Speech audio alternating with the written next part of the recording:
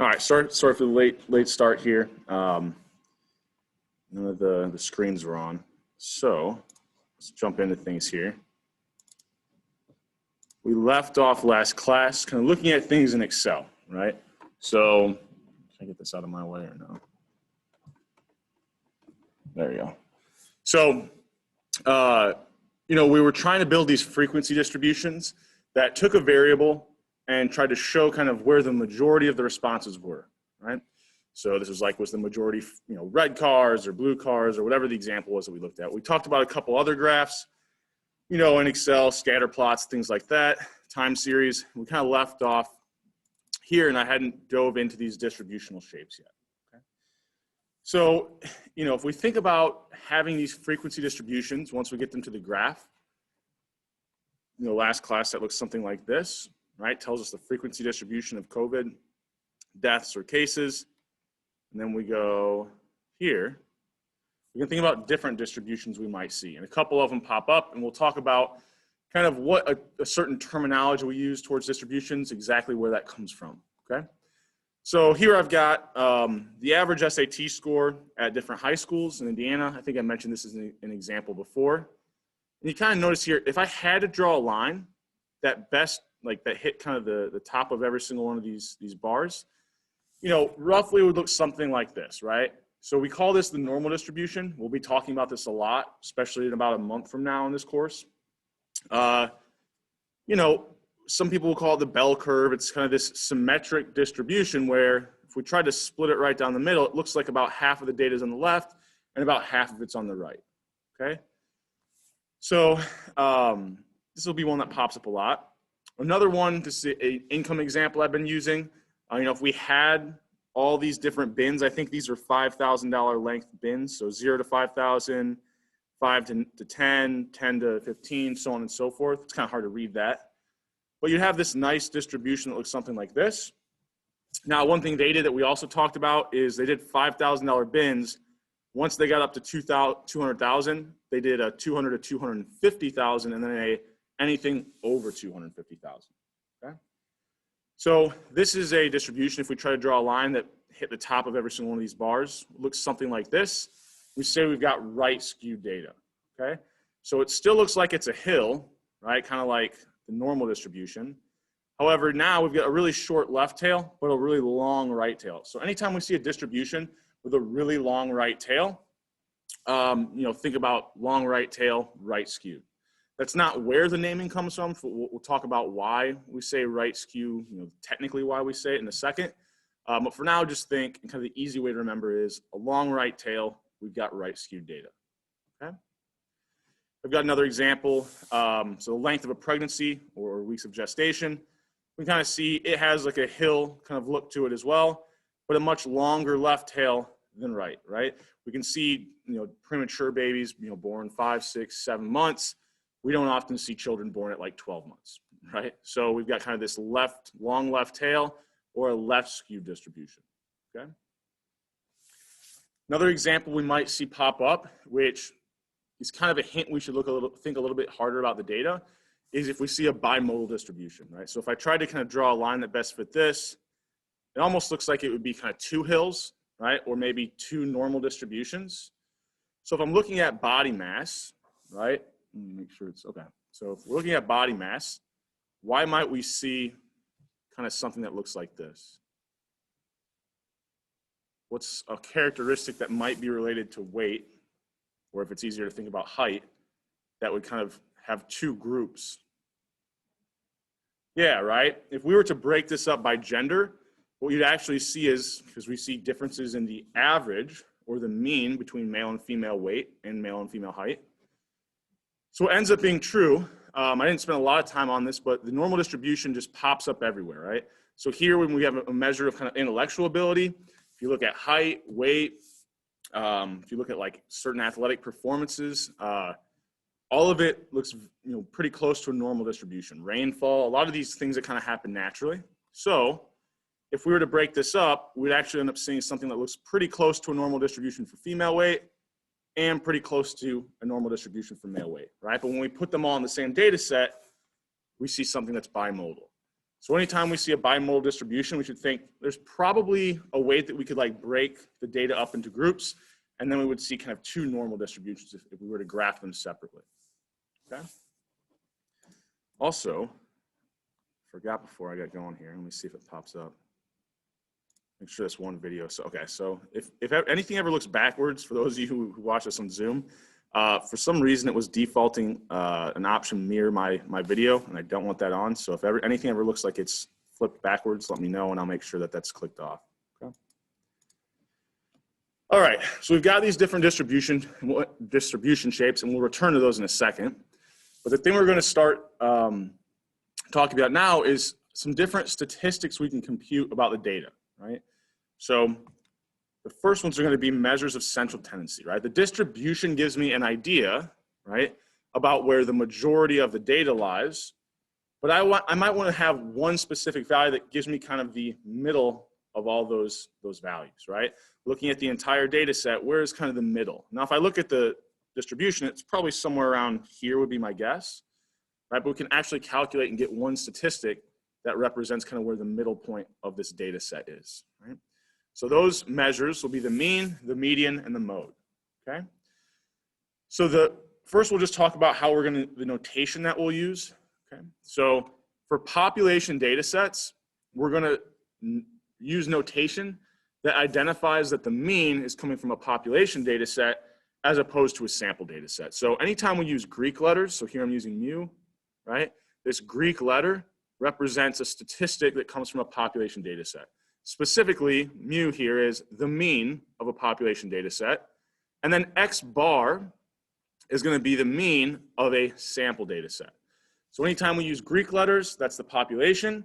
Anytime we use kind of our normal English letters with some kind of, usually there's a bar or maybe a little caret, depending on the statistic, you know, our typical letters that we're used to seeing, that will be your sample data, right, or sample mean. Okay. We then usually don't kind of use any difference when we're talking about the median and the mode, because there's no difference in how we calculate it, regardless of if it's a population or a sample data set. So we're just going to notate the median as capital M subscript D, and the mode is capital M subscript O. If you wanted to highlight that these were coming from a sample data set, you might just lowercase the m's here, but that shouldn't play a role in anything we kind of do here. We'll start talking about these today. I doubt we'll get through them completely, but we'll also talk about measures of variation. So the variance and the standard deviation will be the main two we focus on. This variance, right, for the population, we'll write this as sigma squared. So once again, using Greek letters for the population statistic, and then S squared for the sample variance, or a variance that's coming from sample data, right? Once again, kind of using our English lettering to kind of look at the sample statistic. And then the standard deviation, we're really just scaling the variance, right? We're taking the square root of it.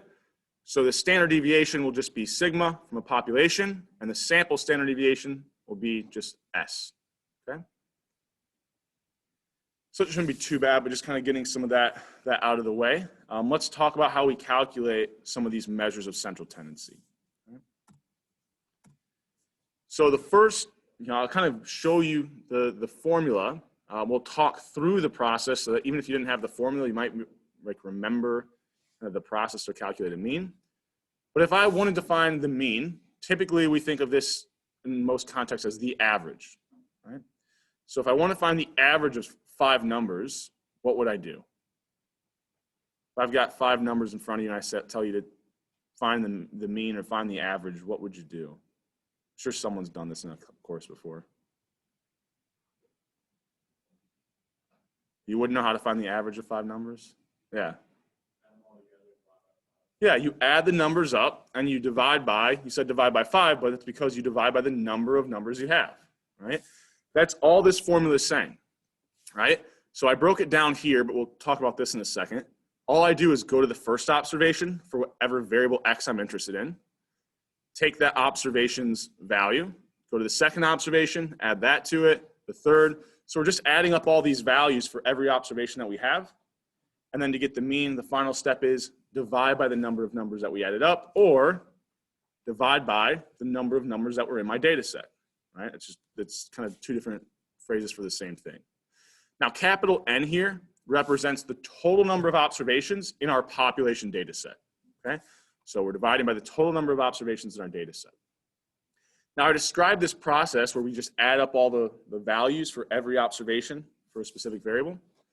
That's all this is saying up here. So this Greek letter, kind of capital sigma, this means to add up, right? So take, starting at I equals 1, so starting at the first observation, take the value we see for that x variable, add to it the second observation plus the third observation, all the way until we get to the very last observation, right? Or the last place, right? The total number of observations we have in our population data set. Okay. So that's all that summation sign means. Start at the first observation, go to the very last, add up every single value, every single observation's value for that variable. Okay. The sample mean, we write it a little bit differently, but it's really the same thing, right? Oops, sorry. So it's start at the first observation, but now the only difference is go to the last observation in your sample data set. So the way that we're going to identify the number of observations in our sample data is using this lowercase n. Right? Capital N is the population data set size, lowercase n is the sample data set size. Okay? So it's really the same process no matter if we have population or sample data. We just write it a little bit differently. Moving forward, as we do some other things, this will become a little bit more important than it is for the mean. We're looking at things like the variance. But for the mean, it's the same process no matter if we have population or sample data sets. Okay? So let's say I wanted to find the mean birth weight in the US, and I've got this data set that has, I don't know, all the births in the United States in 1 year. So what would I do? Well, I would just go through, take the birth weight of every single child that was born, add them all up, right? I'm looking at this variable of birth weight. I go to the first birth, take that birth weight, add to it the second birth I have in my data set's birth weight, so on and so forth until I get to the very last observation. And then finally, I would divide by the total number of observations in that data set or the total number of births in that example. And I have a pretty large data set. I don't think it's from the US, it's just actually Indiana births that we'll look at for a couple different examples. So this is kind of introducing that data set idea here, okay? And I actually have that, so I came up with, it's about 7 pounds, 4 ounces, okay? And we'll play around this data set probably next week at some point. And maybe the week after, but pretty soon here. So I probably won't, spend too much time on this because I would assume that a lot of you have kind of calculated averages or means, or at least kind of heard about them before. But if not, we'll walk through it a little bit. So let's say I have this data set, right? And I've got 7 games and the points scored in each game. So this could be basketball, this could be boggle, it could be any game, right? Well, how would I find the mean? All I would do is start with the very first observation. The variable I'm interested in is points scored. So the value for the first observation is 20. Add in the second observation's value, so 35. Add in the third, so plus 15, plus 18, plus so on and so forth. Once I've added up all of these points, how many observations do I have? 7, right? So I'll just add them all up, divide by 7, okay? Shouldn't be too bad. All right. So another example, just to kind of highlight, let me see if I saved it, I didn't. So I changed some things yesterday, and I wanted to talk about different possible answers. All right.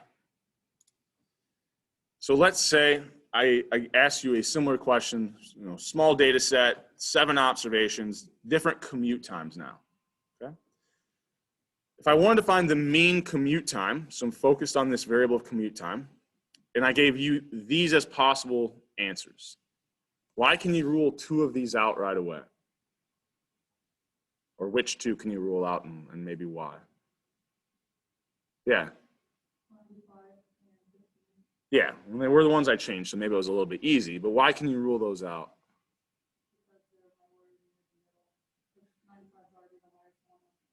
Yeah, so that's exactly right? Maybe I could look at a small data set and kind of think about where the average might be, but no matter what data set I have, if I see the maximum value is 90, and the minimum value is 20, let's not get lost in the formula, right? I might try adding these all up and dividing by 7, and I hit something wrong on my calculator, maybe instead of 7, I hit 5, and I get some wild answer. But, I've followed, I thought I typed it in correctly, so I just write that answer down and don't think twice about it. Well, even when you do this computation, think twice about your answer, right? What are you trying to calculate? You're trying to calculate the mean, which is a measure of where the center point of the data is. If the highest value is 90, the lowest value is 20, the middle point has to be somewhere in between those numbers. So 95 and 15 aren't even in that range, right? I mean, just looking at the values here, you might think it's probably closer to 40 or 50, but for sure you can say it's not 95 or 15. That's outside the range of even the data that you actually see, okay? You know, from there, it's just a matter of computing, right? I can't tell if the difference, if it's B or D, just by looking at the data here, especially if I had a larger data set. And so there, it's just a matter of adding up all these commute times, right? Every single observation's value for that variable, and then dividing by the number of observations. We have 7, and we would get 45. Okay? You know, and usually when I do these sample questions, probably ask you a question similar on today's online quiz, which, Thursday's quizzes will be a little bit nicer because you have all the way until next Tuesday to kind of get that done. I would suggest doing it today or doing it tomorrow, getting it out of the way this week so you don't forget about it. But you might see a question that looks similar to this, just kind of getting some practice. I mean, this should be a pretty easy one, right? Calculating means. Okay. So the other two measures of central tendency that we had were the median and the mode. Okay. So the mode, with small data sets sometimes can get a little bit weird, but it's really pretty easy. It's just the measurement or the value for that variable that happens most often, right? So, if I had a sample data set or a population data set where I'd have every household's number of children, right? I'd count up the number of households with 0 kids, write that frequency down, count up the number with 1 kid, write that frequency down. Whichever number of children had the highest frequency, well, that would be the number that occurs the most times. That would be our mode. So if we're looking at a frequency distribution, it's easy to see what the mode is by just looking at what's the highest bar, right? Now, this is only if our frequency distribution is for a discrete variable, right? If we put it into bins, that doesn't really help us. But for a discrete variable or something where we break it down by every single value that we could see, wherever the highest point, highest bar would be, that's our mode. That's the value that happens the most often, okay? The median's a little bit different, and I'll explain it, and then we'll see how we use a data set to actually calculate it. Also, let me know if did it just blink off and on? Yeah, so let me know if it goes out. I can kind of tell sometimes, but. So the median is the middle value of a data set, right? That might sound like, okay, we're just talking about the mean, but the mean is influenced by what the actual values are for that variable, right? The median is just where is the middle place, right? So if I was to take every number that I had and order it from lowest to highest, right? The median is the point, it's the number that's in the place such that 50% of the data would be below it and 50% of the data would be above it, right? So the idea there being, let's say I have 101 numbers. I arrange them from smallest to largest. I cross off the lowest number, or kind of the number that was in that very first position. I cross off the highest number, the one that was in the 101st position. I then cross off the second lowest number. It was in the second position. Second highest number would be in the 100th position. I keep on doing this. If I do that, I'll eventually get to the 51st position, and whatever value is in that position, that's my median, right?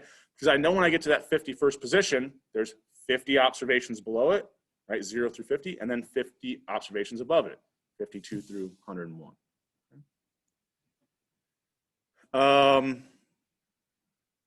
So that works out pretty nice if I have an odd number data set. But what if I had an even number data set?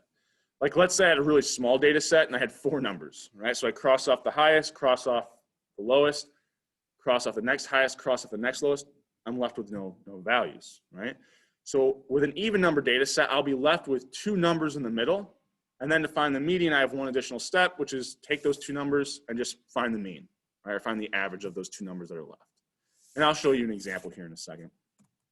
So let's say we go back to that point score data set. What would the mode be for this data set?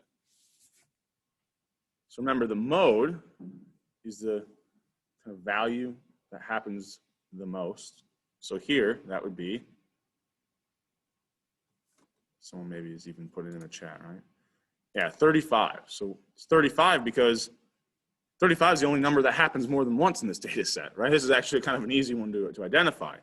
You know, you can imagine with a small data set, here's where the mode becomes problematic. What if this 35 was instead 30? Well, now every number happens once. You don't really have a mode, right? So with larger data sets, that's never really an issue. I mean, we always can have, you know, a mode when we have thousands of observations. Sometimes with smaller data sets, this mode calculation, you know, either won't be that interesting or it won't be as informative about the data, okay? But we could, you know, here we could calculate, find it's 35. So what about the median, right? Well, with a small data set, it's probably pretty easy, right?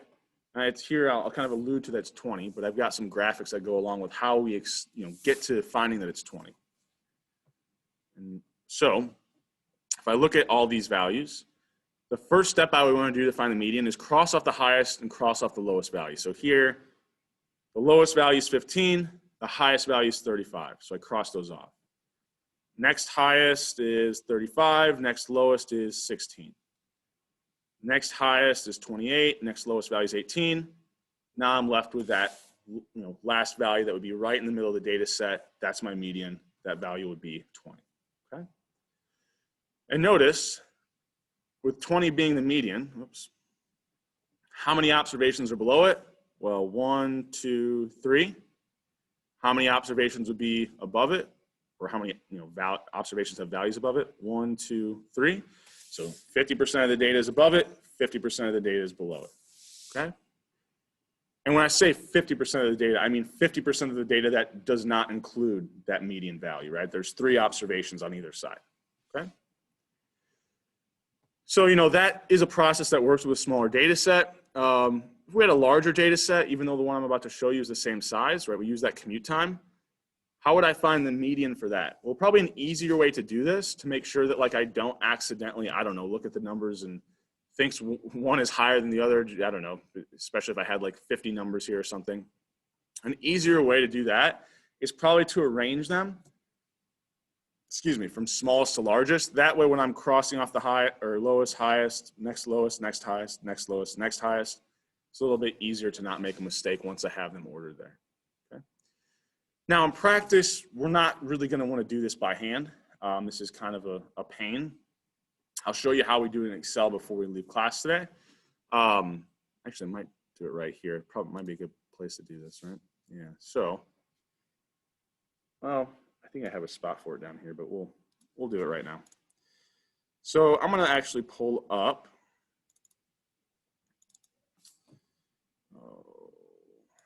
This is the one that we stopped working with. You can use one of these data sets. Let's do this state level data. So we've got all the total cases and all the total deaths. Right? I'm going to right click here on this column, and then it gives me these options. I'm just going to insert just to give us a little bit of space to work here. Okay? So let's say I want to find the median. Actually, let's do up here. Mean, median, and the mode. Right? Well, if I try to do the mode here, what do you think is probably going to happen? If I only have 52 observations and the mode is the number that happens the most often, do you think that any state has the exact same number of cases? Probably not. So I think, you know, if I try to do the mode function, right, and highlight that variable, hit enter, it's going to give me an error, right? Because nothing happens more than once here. But if we did have a data set where it made more sense to look at the mode, all we have to do is equals mode and then select the variable we want to find the mode for. Okay. If I wanted to find the mean, right? I said usually we probably think about this as the average. Well, the people that were writing the Excel functions also usually think about it as the average, because to calculate the mean, the actual function in Excel is equals average. Okay. You know, there's different averages that we can take, which is somewhat problematic with the naming, but you know, that is what it is. I can't rewrite. Well, maybe you could somehow figure out how to rewrite Excel, but I don't have that extensive like coding knowledge. So equals average. We'll find the total average of the total number of cases here. So I just Control Shift once I select on that very first observation, remember hold Control Shift, or on a Mac, hold Command Shift, hit the down arrow, hit Enter, and it finds the mean for me. Okay. What about the median? I could do equals median, right? So this is the one that really is a time saver, right? So to find the median equals median, I just select that variable, and it kind of does this process of crossing off the highest, crossing off the lowest, all the way until it gets to that very middle point of the data set, right? So here you can kind of think about, if we had a data set with like 2,000 observations, this median function starts to save me a lot of time, right? Any questions on that? It shouldn't be too bad. Pretty straightforward, pretty easy. Makes it, it's a lot easier than doing it by hand if we have the data in Excel. A lot of times what I'll do, this is a kind of an aside, but when we get to things like some of the homework that you're working on or the exams, one thing that I do a lot of time, even if I have a small data set and I'm asked to calculate the standard deviation on it or the variance, I just copy and paste the data into Excel and then use those built-in functions. Okay. Yeah. How did you say on the Mac you would select the entire thing without hitting? Yeah. So once you have median in that parenthesis, select that first one. I think it's Command Shift and hit the down arrow. Is that working? Okay. Yep. Okay. Anytime I say Control for a PC, insert Command for a Mac, basically. Okay. Any other questions on that before we keep moving? You're okay with that? Make sure there's nothing here. Okay. So, well, that's not what we want to look at. So we already kind of worked through this.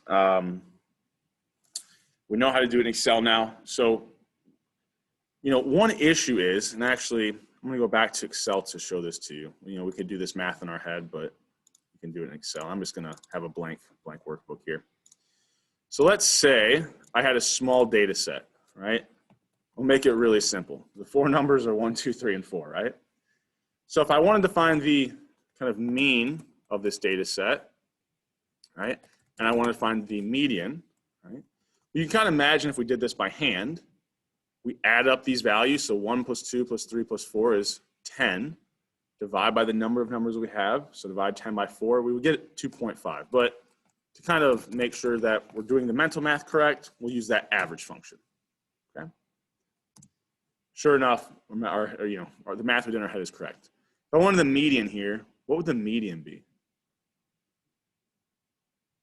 So I cross off the lowest, cross off the highest. I'm left with the two middle values. So then I do what? Just take the mean or the average of those two, right? So should be 2.5. So let's try this. Oops. Sure enough, it returns us that median of 2.5. Okay. So cool. We're doing everything correct. We're seeing it kind of play out in Excel as well. Let's say I have a second data set, and it looks something like this. Right? Now, this data set isn't that much different in the sense that 3 observations are the exact same. There's only one observation that has a different value. Now, it has a different value, but that value is very different, right?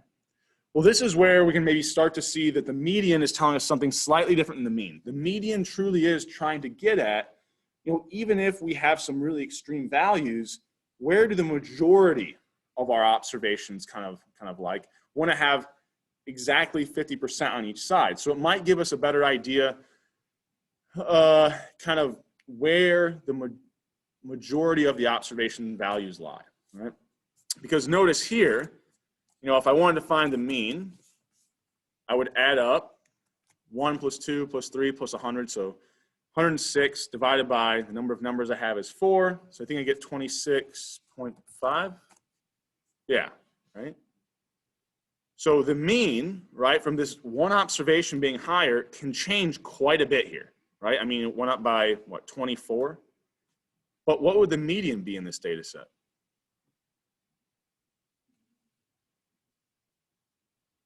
It's kind of easy if we look at the last example. The median is 2.5, right? I cross off the lowest, cross off the highest. I'm left with the same 2 values I was left with in the other data set. So once I'm left with 2, I take the average of those 2. Should get 2.5. If I use the built-in median function in Excel, sure enough, that median is unchanged, right? So that one value changing, going from 4 to 100, didn't change the median at all, because when we do the median, we're just crossing the value off. When we find the mean, however, if we go back, remember, it's getting added into that numerator. So even if it's just one observation, if it goes from 1 to 1,000,000, it's going to add a lot more to that numerator and greatly influence that mean, okay? You can kind of see this play out. Well, hell, we got this open. Let me see if I can, I'll try to show you real quick. So kind of remember this difference that we had here. Went from 2.5 to 26.5, right? Let's just say we do something like this. So these are our two data sets now. Oh, cool. And it extended these for me automatically. So when I went Control-Shift down arrow, it automatically was going to the last observation. When I kind of dragged these down, it automatically updated my function so that it's now looking at these new data set. So what I want to show you here is there's slightly more numbers in this data, right? Now, just like the one before, every observation is exactly the same until we get to this last observation, where in the first data set it was 4, the second data set is 100. So it still went up by the same amount. So you would maybe intuitively think, well, it's going to have the same influence over the mean as in that first example we looked at where both those data sets had 4 observations. The thing is, now if we look at the mean, how much has it increased? Before it went up by 24. Now the difference is only something like, what, 9.6, if I'm looking at this right? Okay. So that difference in the mean wasn't nearly as influenced by this extreme outlier when we have a lot more observations, right? So kind of think about it as when I have really small data sets, any one observation can greatly influence the mean. However, with a really large data set, one extreme observation doesn't really influence the mean near as much. Even when we get to 10 here, right? It's starting to have half the impact it did when we had data sets of size 4. Now, if we're dealing with data sets of size in the thousands potentially, then we don't have to worry near as much about this idea that the mean will be greatly influenced by extreme values and the median won't. But if we're dealing with small data sets, it's probably that the median is a lot more informative about where the middle point of the data actually lies, as opposed to kind of the mean there, okay? Any questions on that? Usually I would kind of write these out, but like I said, every time I ask a question, they've got like one more piece of the puzzle for this projector and it still isn't working, so. But, all right. That gives us a nice kind of look into the difference between the median and the mode. This idea that the median may be a better representation because it isn't influenced by these extremely high outliers. In an example like where we're looking at income, it's probably true. It's a lot more informative to look at that median, okay?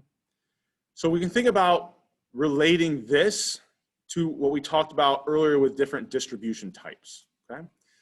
So if I have a distribution where the mean is equal to the median, and it's also the same thing as the mode, right? I have this kind of continuous line. You could think about this as like a bunch of kind of little rectangles underneath this. Then the highest bar, right, or the highest frequency would be right here. And because this is symmetric, like kind of think about it as every observation's value kind of equally balances each other out, we actually end up with the mean being equal to the median equal to the mode for a normal distribution, okay? If we think about a right skewed distribution, what is this really telling us? Well, we said it's going to have a really long right tail. So that means there will be some observations here on the right-hand side that are really, really high, right? So the higher that these observations get, they're going to start to pull that mean up, right? They're going to start influencing that mean. But even if they were lower values, but still on the kind of right side of the mean, they just count as crossing off one value when we calculate the median. So it doesn't matter how high these values are, they're not going to have near as much of an influence on the median, right? So think about here, we just take the exact same data set, but the values that are right here, we just make them even larger, right? So that pulls this mean, right, this population mean would get pulled to the right or increased, but the median doesn't get influenced near as much, okay? So when we have the mean to the right of the median, we know it's because we have extremely high values in that data set on the right-hand side, right? Or really high values. So if the mean is to the right of the median, we'd have a long right tail where the data is right skewed, right? So yes, having a long right tail means it's right skewed, but only because the reason why, having a long right tail actually means that the mean will be greater than or to the right of the median. And that's why we call it right skew. So you can imagine for left skewed data, it's the exact opposite, right? We got this long left tail. That means we have extremely low values here, right? So maybe we're looking at something and this is like negative 10,000 or something over here on the left-hand side. That's going to greatly decrease our mean while not influencing the median near as much, right? Because it's still just one observation that gets crossed off for the median. So anytime we have a mean to the left of the median, right, or less than the median, we've got a left skewed distribution, okay? Any questions on that? So that's really where the naming comes from. It's not because we visually see a long right tail or a long left tail of the data. It's just that relationship between the mean and the median. If the mean is to the right of the median, right skewed. If the mean is to the left of the median or less than, you'd have left skewed data, okay? Where are we at? So we got 30 minutes. So we'll start talking about these measures of dispersion. So those are our kind of three: mean, median, and mode. Tell us where the middle point of the data is, right? But even if I figure out where the middle point of the data is, here, I'll give you kind of two examples here. So just kind of, I think the visual helps kind of with these data set when I'm talking about them, might help to visualize. So let's say I have 1, 2, 3, and I don't know, 50, 98, 99, 100. And then I have another data set where it's, 47, 48, 49, 50, 51, 52, 53. Right? If I'm looking at this correct and thinking about it correct in my head, these should have the same means, right? So let's see if I'm actually lying to you or not. I think I might be wrong. My mental math is not always the best, but yeah, this one's a little off because I started at 1, right? I needed to do something like this. There we go. Okay.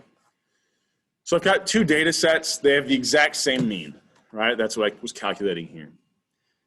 But one of these data sets, right, looks a lot closer to that mean, like most of the observations are a lot closer to that mean. So this is the idea of dispersion, right? Once we know where the middle point of the data is, how much does the rest of the data vary from that point, okay? Well, here, the average of 50, the data varies quite a bit from that point, right? In this data set, the average of 50, most of the data is centered really, really close to that. So we would say that the dispersion in this data set is much lower, right?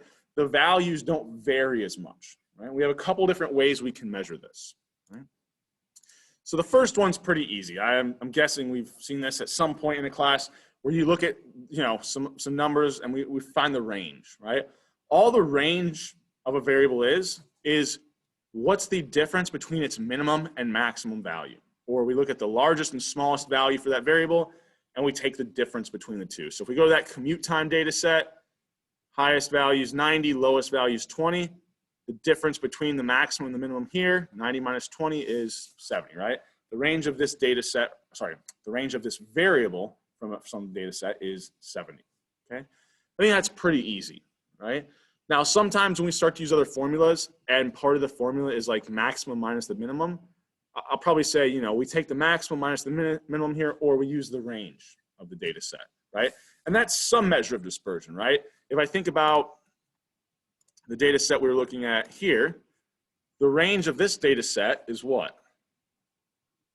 Take the maximum value, subtract the minimum value, so the range here is 100 minus 0. The range of this data set would just be 53 minus 47, so the range here is only 6, right? So here the range can really tell me yeah, they both have the same middle point, but this data set has a lot less dispersion in it, right? Just by looking at the range, 6 versus 100, much less variation in this data set. So that's good. But I'll show you an example where the range might be misleading. 1, 2, 3, 4, 5, and then 100. Right? And let's say I have another data set where I'm looking at where it's 1, 20, 40, 60, 80, 100. Right? Pretty clearly you can see that there's a lot less variation in this data set, right? There's really only one observation that varies a lot, right? This one's pretty spread out, right? So this is gonna have, just visually looking at this, you would think, well, this data set has a lot more dispersion. But if the statistic that you're using is the range, right? What's the range of both of these? Well, the maximum minus the minimum for each of these two data sets is actually going to end up being the exact same thing. Right? They both have the same maximum minimum, but it's pretty clear to see just looking at the data set, this one has a lot more dispersion, a lot more variation, right, in the values that we're seeing. Right? All these values are very close to each other. Okay, so with that in mind, the range is a good place to start, but we need to capture, more than just kind of the length of values we could see. We need to think about, if we looked at all the values in between the maximum and the minimum, how much do those vary as well? So the first measure we'll talk about is this variance, right? So I'll walk you through this formula. I think by the time we get down to, you probably aren't going to be thinking about the formula as much as like the verbal steps, but I'll break this down into some verbal steps we can remember, okay? So all this equation is saying, looks a little messy at first, but what we're going to do is to calculate the variance, we first need to know the mean, okay? So we need to know where kind of the middle point of this data set is, or at least a measure of where the middle point in this data set is. So we'll use that mean, and then we'll say, go to the very, go to the very first observation, whatever variable you're interested in, take the value from that first observation and subtract the mean. So what we call this, what I will reference it as quite often is, what is that first observation's deviation from the mean, right? How far away from the mean is it, okay? So we'll find the deviation from the mean for that first observation and then square that value. We'll talk a little bit more about this in a second. Then I go to the next observation. I take its value for that variable x I'm interested in, subtract the mean. It's the second observation's deviation from the mean. I then square that. I do that for every single observation, and then the summation sign, add them all up, okay? So every single observation's difference from the mean, squared, and then we add them all up. Once I do that for this population variance, I'll then divide by the total number of observations that I had, okay? So it's almost like we're capturing the variance, or like the variation from the mean for every single observation. Well, now we have a measure for every observation, but we want to measure for the entire variable. So once we have the measure of the variation that exists for every observation, we add them all up, and that gives us the variation for the entire variable, or the variance for that variable. Okay? Any questions on that before we keep moving? And I'll work through some examples with a data set here in a second. The sample variance is going to be pretty much the exact same thing. And we'll probably talk more about degrees of freedom later on, a little bit more in depth, but we have an issue here. So when we have a sample variance, right, we're going to err on the side of caution. Maybe that's a good way to think about it for now. So I use the exact same process, right? I take every observation's value. I find the difference, now not from the population mean, but from the sample mean, because I have sample data, right? It's just notation difference at this point. I square that value. I do that for every single observation and then add them all up. The process hasn't changed at all up to that point. Where the process of calculating the variance changes between the population and the sample is for the sample variance, instead of dividing by the number of observations, I divide by the number of observations minus 1. Okay? So why would I say this is maybe kind of thinking about it as erring on the side of caution? if I divide something by, I don't know, 1, right? It's going to give me a, sorry, I want to explain it the other way. If I divide something by 2, let's say I have the number 10. I divide it by 2, right? That's 5. Well, if I, instead of dividing it by 2, subtract 1 from that, so now instead of dividing by 2, I'm going to be dividing by 1. Well, now 10 divided by 1 is 10, right? So by subtracting 1 here, I'm dividing by a smaller number, which gives me a slightly higher variance. So once we get to things like hypothesis testing and confidence intervals, having this higher variance is going to mean that we're not being as bold in some of the predictions that we're able to make. So it's kind of erring on the side of caution. You know, we found the sample variance maybe is, you know, if we use the total number of observations, maybe it would be 50. But we want to err on the side of caution, so we're going to divide by, you know, n-1 that make it a little bit higher than 50, right? Kind of erring on the side of caution, thinking there might be more variation that exists in the population data than just in the sample data that we saw, okay? And like I said, this becomes a little clearer once we start to do things like hypothesis testing, why having this higher variance is erring on the side of caution, okay? But really for right now, if you want to remember, you calculate these variances the exact same way, but for the population, you divide by the number of observations n. For sample, you divide by the number of observations minus 1. That's probably the easiest way to think, just remember it for right now. We can also, oh, sorry. I should mention this since we're not completely familiar with it yet. You know, this variance will actually end up having the same units of measure as whatever variable that we're calculating, right? So if we're dealing with income, the variance is in dollars. We usually don't speak too much in terms of the units of the variance, but if we had to, that's what it would be. Excuse me. So here I kind of lay the steps out, whoops, right? If we want to just think about how we would say these verbally, we'll find the mean. That's the first thing we need, because how can we find the next step? How can we find the deviations from the mean? Right? Or how can I subtract the mean from each observation if I don't have the mean? So step 1, find the mean. Step 2, subtract the mean from every observation's value. Step 3, square all those deviations or differences from the mean. Step 4, add them all up and divide by n for the population, or add them up and divide by n-1 for the sample. Okay. Any questions on any of that? So we'll get to an example here in a second. The standard deviation, I won't spend too much time here. It's the exact same thing as the variance with one added step. You're just taking the square root. So this function inside here, these are just my variance equations. And then to go from, go back here, sigma squared, if I take the square root of that, that's just sigma. So if I take the square root of this formula, that will give me sigma, which is what we use to notate the standard deviation, okay? So the population standard deviation, the sample standard deviation, just the square root of the population variance and the square root of the sample variance, right? Just one more step, right? So, you know, if the variance is 100, we'll take the square root of that, and the standard deviation would be the square root of 100 or 10, okay? And we'll, you know, at this point, it's like, well, why the hell are we just like, you know, we start with the variance, we're taking the square root, we're just scaling it, right? I could come up with a million different statistics. You know, I could come up with one that's called, I don't know, the Lannis statistic, where you take the variance, you take the cube root and then raise to the 4th power. Well, I'm just scaling it, right? I'm not calculating, I'm just putting it on a different kind of scale.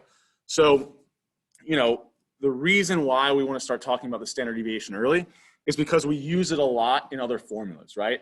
Instead of having the variance, it's just easier to plug in kind of that standard deviation. The standard deviation will tell us something. Once we get to things like z-scores, they start to have a little bit more of a easy interpretation for application. And so that's why, yes, we calculate the variance, but sometimes going one more step, taking the square root, that standard deviation makes us, gives us a statistic that's easier to kind of interpret and explain, you know, in presenting certain, you know, things with hypothesis testing or confidence intervals. All right, so I'll walk through an example here, and then I might maybe show you a couple little things in Excel that maybe take 5 minutes at the end of class, right? So I've got, I think this was like 2012. This is an old account. I should probably update this, but I don't know how much the variation still exists. So if we look at kind of 2012, the football staff for Ball State, we have all these different coaches and what their salaries were, right? You know, if I think about this, if I wanted to grab some proprietary data from a company, you know, maybe I want to think about the head football coach as like the CEO, and then I might have some of the other positions kind of underneath him, getting down to this last one where maybe the video tech guy is like, I don't know, the lowest level intern that works at a company or something, right? So, you know, we've got a pretty good range of salaries here, $490,000 to $40,000. And it looks like these values in the middle don't vary a ton. I mean, you know, they are different, but it's not like we have kind of this, you know, some people in the 300,000s and 200,000s as well. So there's maybe not as much variation as we might think in this data set. However, right, kind of the, you know, these extreme outliers, one very high, one very low, might drive up our variance quite a bit. So as we calculate this variance, we can kind of start to think about how any one observation is going to influence that variance. Okay? So the very first step that we need to do is what to calculate the variance. We said we needed to calculate the variance, whoops, I first need the mean, right? How can I find deviations from the mean if I don't have the mean? So I go through, here, let me use this as something else. I go through, add up all these salaries, divide by the number of coaches I have in this data set, or the number of observations. So I have 10 coaches, I added up all their salaries. I get an average or a mean of 134.5 thousand, right? These are kind of in the thousands, right? I just made it so the numbers are a little easier to deal with. Okay? So there's my mean salary. I then want to find the population variance, right? So I go through every single observation and I subtract that mean from that observation's value and then square it, right? So I could write this down, right? I go to the very first coach, 489,000 minus, what was it, 134,000 I think was the mean. Square that value, write that number down. 150,000 minus 134,000, square that value, write that number down.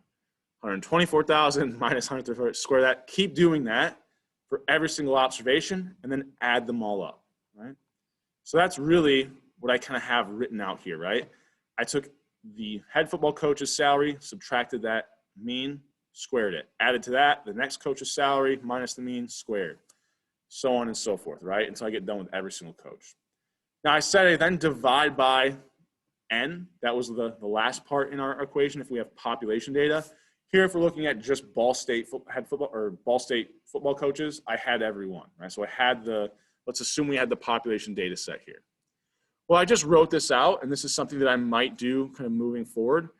If I divide something by 10, that's the same thing as multiplying it by 1/10, right? It's just a slightly different way of writing it mathematically, because this kind of mess and then having to make it into a fraction just isn't really look very good. It's also, you know, kind of misleading. It's hard to kind of see exactly what everything is in the numerator. And if I try to put it all on one line, it's so small we can't read it, right?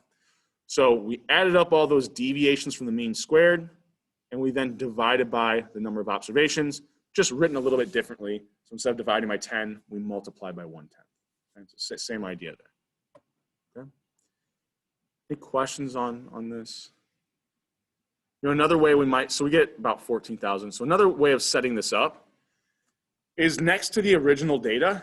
I mean, if you're doing it by hand, this is probably a little bit easier to do instead of making mistakes, because if I try to enter this into a calculator, I'm almost bound to hit a wrong number or forget a parenthesis somewhere, right? So probably an easier way to do it is for each observation. So I would take 589,000, subtract that mean of 134,500, square it, and then write that number down. 150 minus 134.5 squared, write that number down, right? So I kind of do these one at a time, prevents me from making as many mistakes.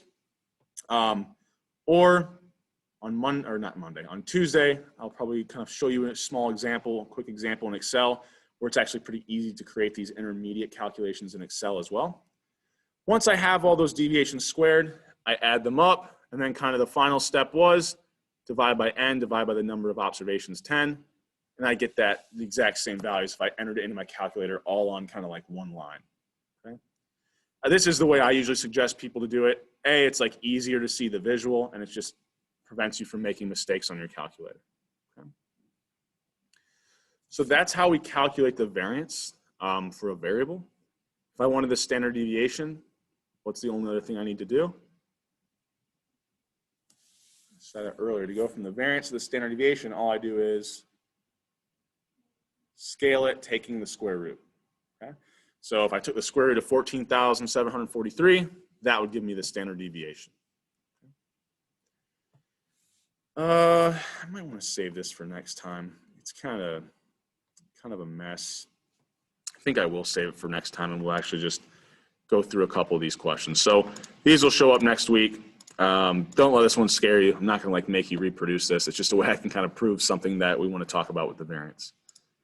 So let's go down here. We'll skip ahead a few slides here today. So let's say I had that commute time data set, and I wanted to find the population variance, right? So if I remember that I have a mean of 45, right? The first step's kind of already done. I've got the mean. The next step is take the deviation of each observation from that mean and square it, right?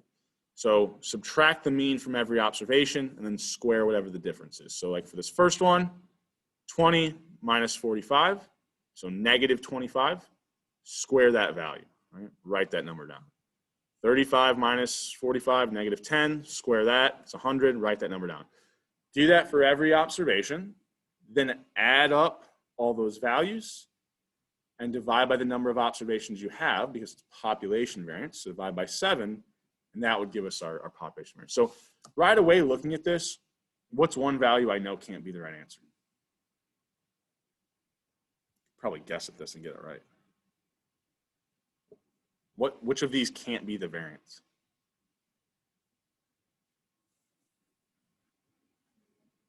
Zero. What would a variance of 0 mean about your data set? Let's think about it, right? In that numerator, every single time for every observation, we're taking that value, subtracting the mean, and squaring it, right? So that's what gets added into the numerator for each one of these observations. So let's say I have a positive value and I square it. It's still positive. What if I take a negative? So let's say something's below the mean. What happens when I square that? Negative times a negative is positive. Hopefully you guys know that, right? So we always are going to be adding a positive value to that numerator from every single observation because we're squaring that deviation from the mean, okay? So we know that the variance has to be non-negative, right? 0 or higher. If the variance was 0, what that would mean is every single value added to that numerator was 0, because there can't be negative values to offset positive, right? We know that those, once we square it, every number getting added to that numerator is positive, okay? So, in order for the variance to be 0, every single time we squared the deviation from the mean, it would have to be 0. How can the deviation from the mean be 0? If every observation was exactly equal to the mean, meaning that every observation would have to be exactly the same number. So the only way you get a variance of 0 is if you have everybody that has the exact same commute time. We can clearly see that's not the case, so we know that the variance can't be 0 here. It has to be something higher than that. Right?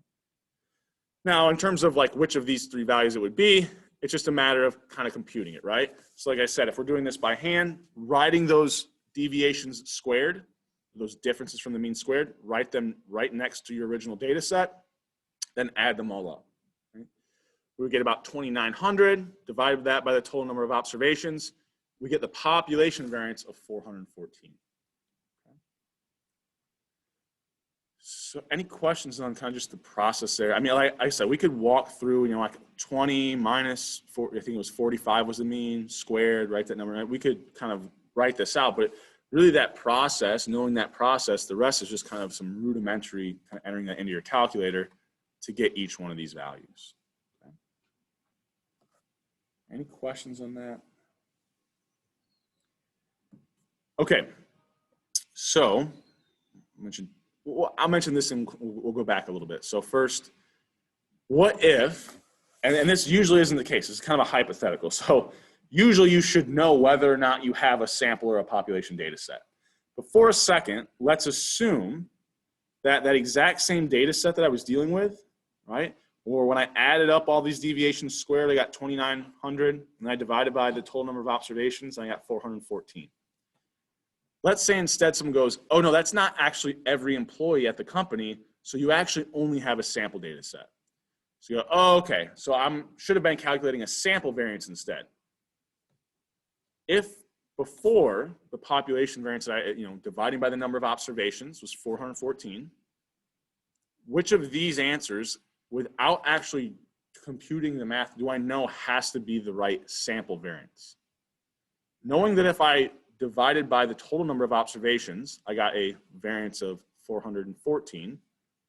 With a sample variance, instead of dividing by 7, I'll divide by what? So the number of observations was 7, n minus 1, so 6. Dividing by a smaller number would give me a higher or lower variance.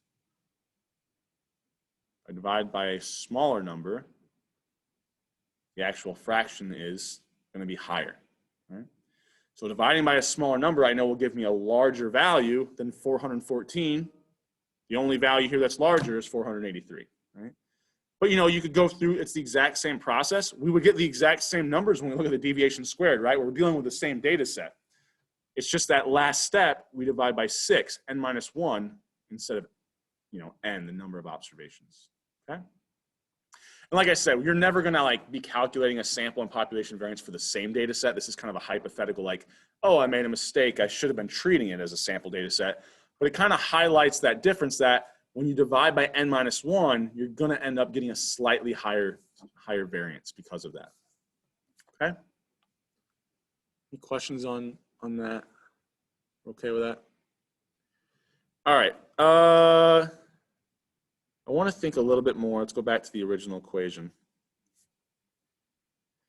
So when I look at this variance equation, one thing that I want to kind of highlight, I already mentioned that when we square these differences, they're always going to be adding in positive values. Every observation will always be adding in a positive value here to the numerator. So we know that the variance has to be 0 or higher. But also, it doesn't matter whether or not the observation is above or below the mean, but what does matter is how far away from the mean is it, okay? So if I think about, let's say the distance from the mean of whatever value I'm looking at, it's only 1 away from the mean. Right? Well, 1 squared is still 1, so it would only add something that was 1 unit away from the mean, only adds a 1 to the numerator. What if something was 2 units away from the mean, whatever variable we're looking at? Well, now instead of adding a 2, right, the difference from the mean is 2, but it gets squared.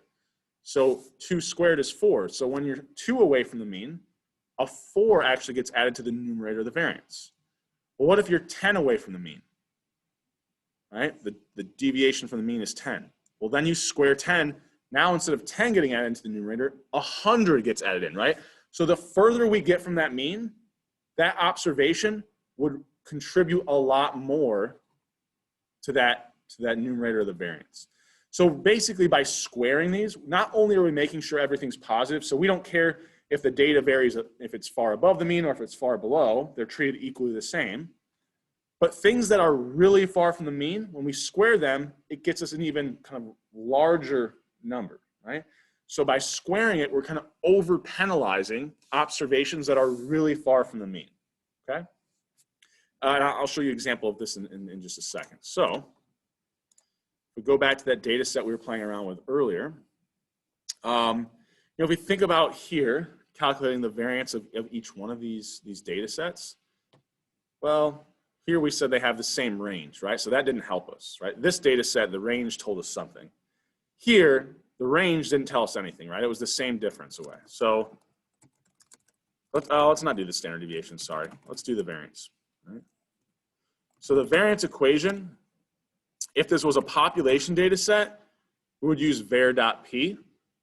If it's a sample data set, which here we just came up with some numbers, so that's probably a little bit more appropriate, it'd be var.s, right? So var.p will calculate the population variance of whatever data you select. Var.s will calculate the sample variance of whatever data you select. So, oh, come on. So I select my data here. right? Hit enter. It gives me my variance, right? Just from looking at the data, what do we think is probably true about the variance for this second data set here? It's probably going to be, remember the variance is trying to capture how varied our data set is, how much differences there are in the values that we see for these variables. So if I look at this data set compared to this one, what would you guess about the variance? Is that higher or lower? Do these numbers look closer to each other than these numbers? No, so there's more variation. So we would think that the variance is higher, right? The variance represents more variation in the data set. So let's do var.s. We'll treat it as a sample variance because it's a small data set. We just made up the numbers. I hit enter. Actually get kind of a, oh, did I select 99? No, I actually didn't. So intuitively, like we look at those data sets, right? And this data looks a lot more varied, right? But one thing we have to think about is these extreme outliers, right? So what's the mean of this data set? The mean of this data set is probably somewhere around 50, if I'm looking at this correctly. So a lot of these numbers, although they vary from 50, 100 will only be like 50 away from 50. So when we square that, that's not near as much as if we look at the mean of this data set, it's going to be much lower. So 100 is really, really far from that mean.